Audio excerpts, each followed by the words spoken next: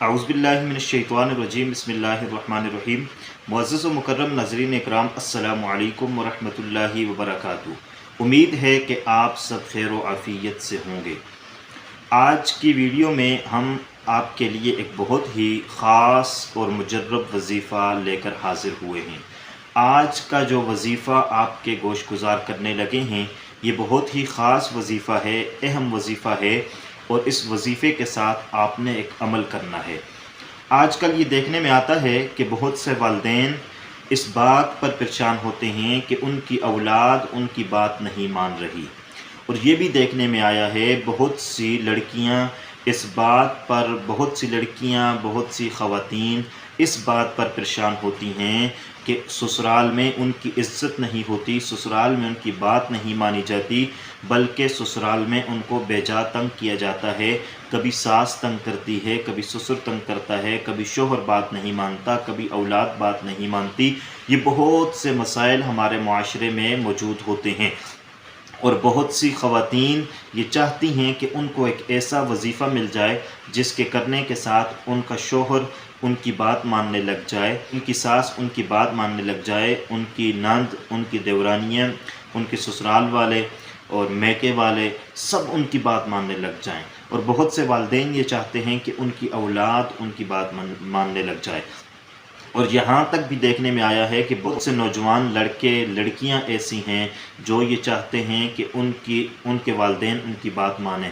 ان کی جائز بات بھی ہوتی ہے تو والدین نہیں مانتے، تو وہ یہ چاہتے ہیں کہ ان کی بات کو ان کے والدین ماننے لگ جائیں۔ ایسے نوجوان لڑکے لڑکیوں کے ہمارے پاس میسج بھی آئے ہیں جو کہتے ہیں کہ ہمیں فلاں جگہ پر ایک رشتہ پسند ہے، یا اپنی پسند کی شادی کرنا چاہتے ہیں، لیکن والدین نہیں مان رہے۔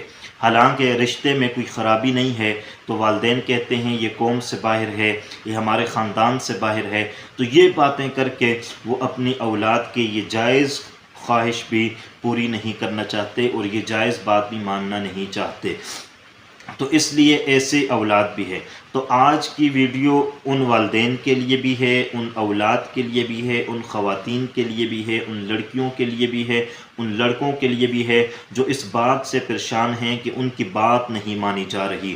معاشرے میں کبھی بھی کسی بھی وقت کوئی بھی ان کی بات نہیں مان رہا، یا ایسا موقع آ جائے کوئی آپ کی بات نہیں مان رہا اور آپ چاہتے ہیں کہ وہ آپ کی بات ماننے لگ جائے، تو یہ ویڈیو آپ کے لیے ہے۔ آپ نے ہماری اس ویڈیو کو مکمل دیکھنا ہے، اور وظیفہ جو ہم آپ کو بتائیں گے اس کو بھی آپ نے سننا ہے، اور اس کے ساتھ جو عمل ہم آپ کو بتائیں گے اس عمل کو بھی آپ نے ہمارے بتائے ہوئے طریقے کے مطابق کرنا ہے، اور اس کے ساتھ ساتھ آپ کو ہم آخر میں یہ بھی بتائیں گے کہ اس عمل میں آپ نے احتیاط کون سی کرنی ہے، کون سی غلطیوں سے بچنا ہے۔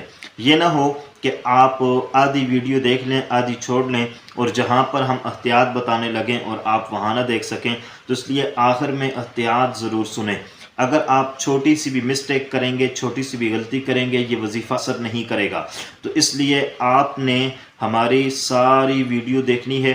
انشاءاللہ العزیز آپ کے یہ مسائل ختم ہو جائیں گے، آپ کی بات ماننے لگ جائیں گے، سسرال والے ہوں تب بھی آپ کی بات ماننے لگ جائیں گے، آپ کا شوہر ہو وہ بھی آپ کی بات ماننے لگ جائے گا، آپ کی بیوی ہو وہ بھی آپ کی بات ماننے لگ جائے گی، آپ کی اولاد ہو وہ بھی آپ کی بات ماننے لگ جائے گی۔ تو آپ نے اس وظیفے کو کرنا ہے۔ تو سب سے پہلی بات یہ ہے کہ جو وظیفہ ہم آپ کو بتانے لگے ہیں، یہ وظیفہ ہے یا عزیزو کا۔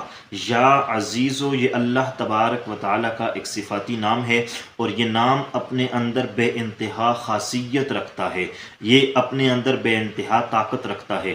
تو اس کے اور بھی بہت سے وظائف میں نے بتائے ہوئے ہیں، لیکن آج کا جو وظیفہ ہے اور جو عمل ہے یہ سب سے مختلف عمل ہے، یہ سب سے الگ عمل ہے، اور ہو سکتا ہے یہ عمل آپ کو آج تک کسی نے بتایا بھی نہ ہو۔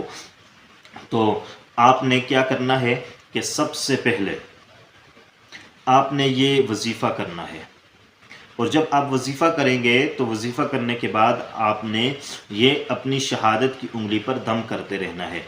آپ نے سب سے پہلے یا عزیزو پڑھنا ہے، اور یا عزیزو آپ نے 313 مرتبہ پڑھنا ہے۔ 313 مرتبہ یا عزیزو پڑھیں گے، اول و آخر درود شریف پڑھیں گے، اور اس کے بعد آپ شہادت کی انگلی پر آپ دم کر لیں گے، اور شہادت کی انگلی پر دم کرنے کے بعد پھر آپ نے اسی دن، جس دن آپ یہ وظیفہ کریں گے، اسی دن آپ نے یہ عمل کرنا ہے جو میں آپ کو بتلانے لگا ہوں۔ یہ نہ ہو کہ وظیفہ آپ آج کر رہے ہیں، عمل آپ کل کر رہے ہیں۔